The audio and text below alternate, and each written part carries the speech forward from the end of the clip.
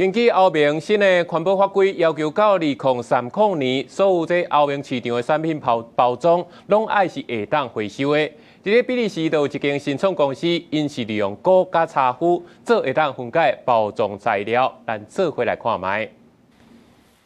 根据欧盟数据，2021年每一位欧盟成员国公民一年制造将近190公斤的包装粪数，到2025年数字更加增加到209公斤，等于是每年以将近5公斤的速度增加。包装废弃物对地球带来污染正逐渐的扩大。市面上所流通的商品，那一定爱使用包装，那呢是有法度卖留下任何污染的物质的。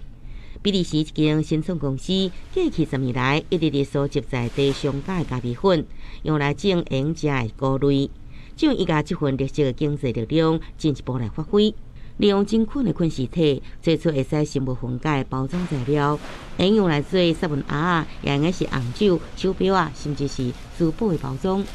Donc ces mycomatériaux, comme on les appelle, c'est un aspect un peu duveteux, c'est assez doux et c'est ultra léger. C'est un aspect très organique, comme dans la nature, l'un ne va pas ressembler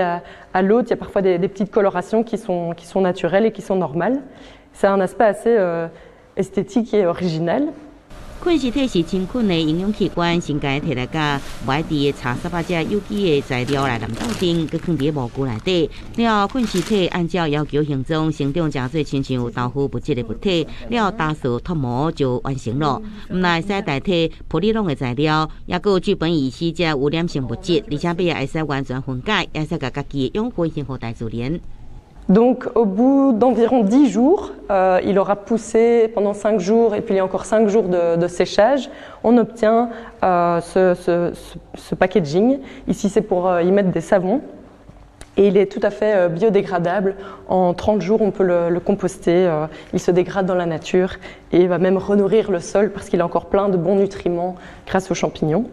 原本只是小量经营予高级饭店，只有这间新创公司充满信心，甚至开设新的工厂，设法要拍入竞争激烈的包装市场。伊拥有地契主要是来自欧盟的200万欧元的资助，也有地方政府支持。另外，伊也对瑞士的一间私募基金得到100万欧元的资金挹注。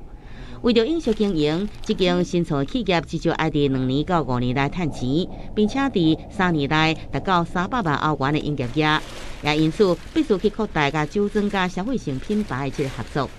其实早伫2007年，美国就企业开始陆续用这个蘑菇、香菇研发出绿色包装的材料，就已经又进一步甲应用伫建材、家具，也有流行服装这产业顶面。Edible, flexible, light, strong, fire resistant, water repellent, and biodegradable.